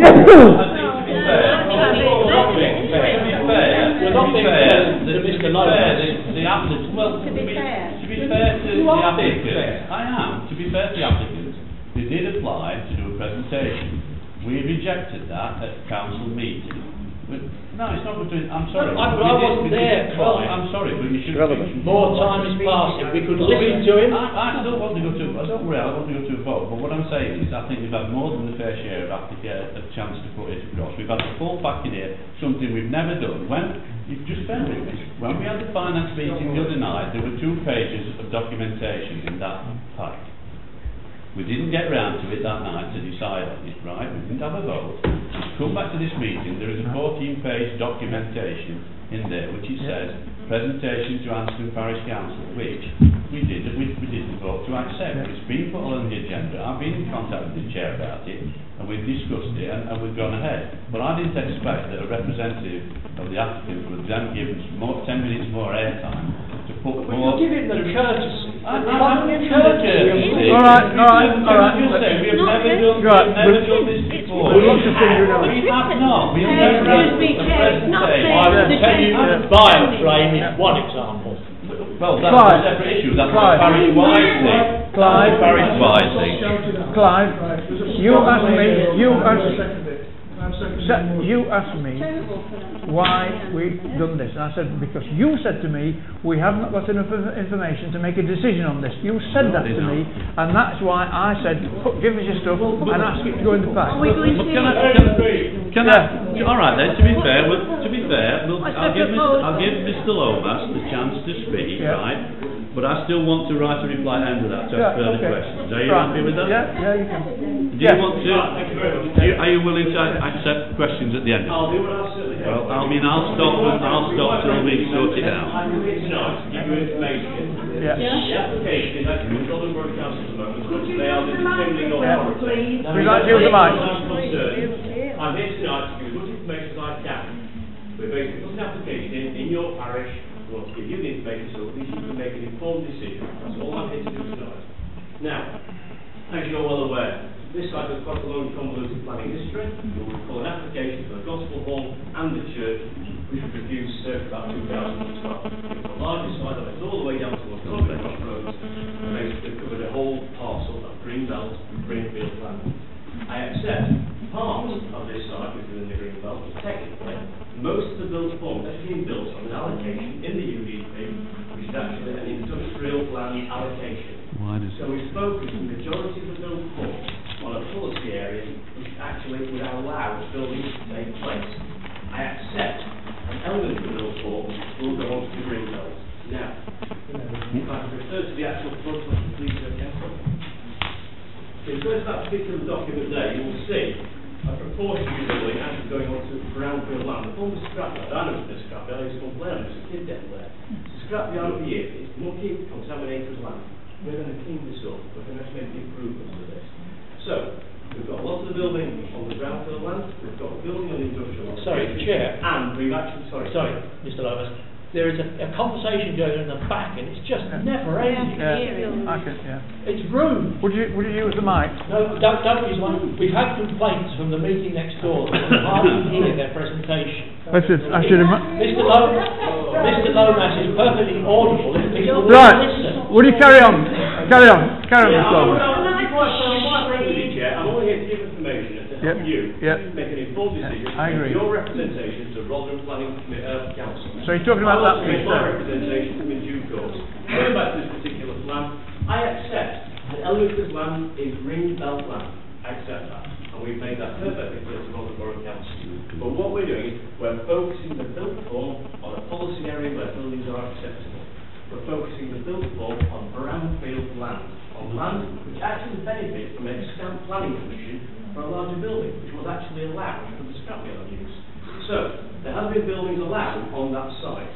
The only element we're actually going into, which is Greenbelt and Greenfield, is the car park, and we accept that is going to be a low-key, landscaped area. So that's the bit that's the most contentious on this, in my professional opinion.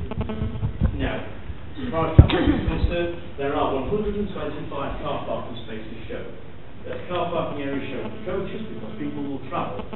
The Plymouth Brethren's catchment area goes to Doncaster as far south as Chesterfield. We are undertaking searches for sites in that specific area, and we can find nothing that's available that can accommodate this particular scheme on the land we require to facilitate this scale of development. We've put the development on the edge of the settlement. We're putting next to uses, named the business uses, which will not be compromised by this particular operation. So, hopefully, you can accept what we're putting forward to you tonight. As far as the highways are concerned, we have liaison with the authority, Rotherham. There are proposals for improvements of the junction of Tobrick Road and Common Lane. And we'll be looking to implement those proposals as part of this application, should it get planning approval.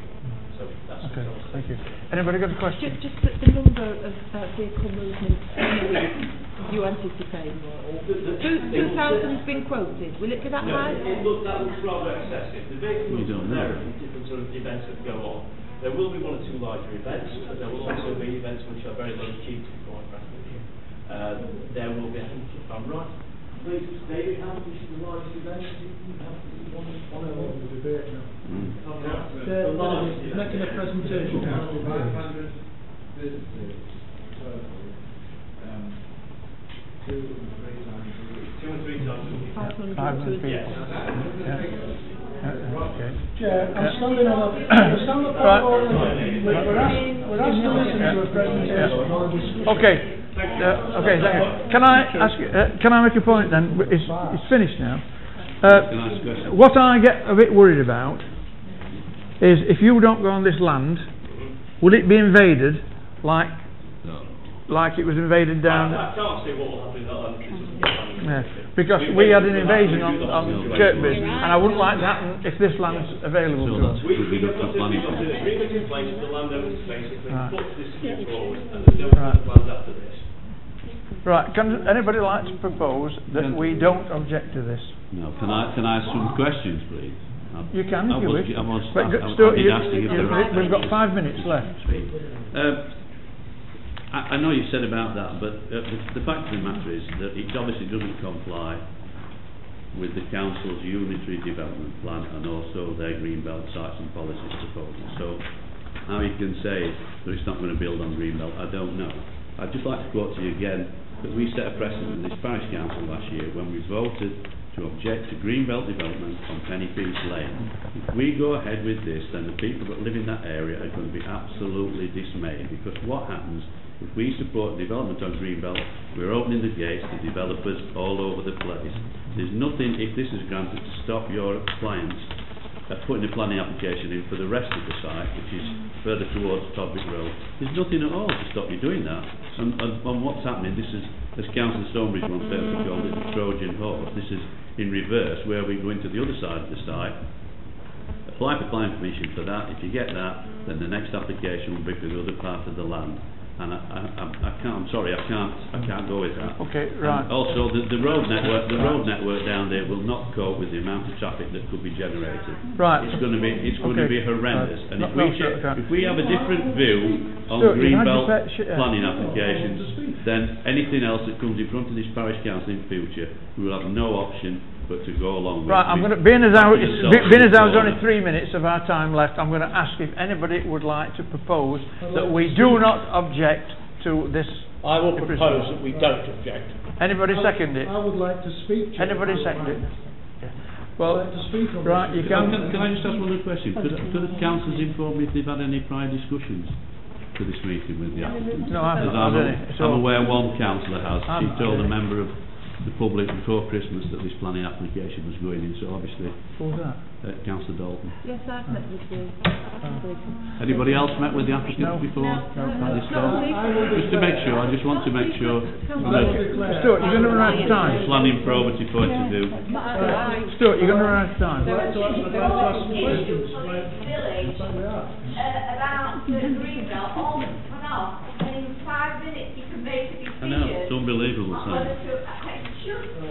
Right. The proposal, there is a proposal before us that we do not object. We will not make the decision. It will be made by planning department. You've already said Planning you board. object to building on greenbelt. We can't have two views on the same subject. I'm sorry, it's not. It's just. Right. It is. Right. It's not. Right. We've got the proposal. We've got the proposal. All those. Come and look. Position quite clearly for this group tonight. Yeah. The land is split between two defined policy areas in the Rotherham UDP and their core strategy. The railway embankment is an industrial land allocation. It's shown as greenbelt. The former scrapyard and the land and the field is greenbelt. We made that quite clear in our submission. Right, we've got a proposal. Are we going to object and leave it to? Mr. Chair, I've not been able to ask my question. You've asked your questions to it many times. Right, we've got 1 minute. Can I ask a question that's relevant to this proposal? All those in favour of not objecting. All those in favour of not objecting. I'll have a recorded vote, please, Chair. Right. And I want to know, Chair, why I'm not allowed to ask a question when I had my hand up prior to the Because vote. you've spoken so many No. times. I can't remember what When you had to say. when there's a proposal on the table, every councillor is allowed to I don't question. support it. I'm saying let planning department agree. I'll tell you what, I'm writing to RMBC about the state of this. I'm going to write to the planning. Councillor Baker. Not to object, just to let him carry on through planning department. Pardon? You're against.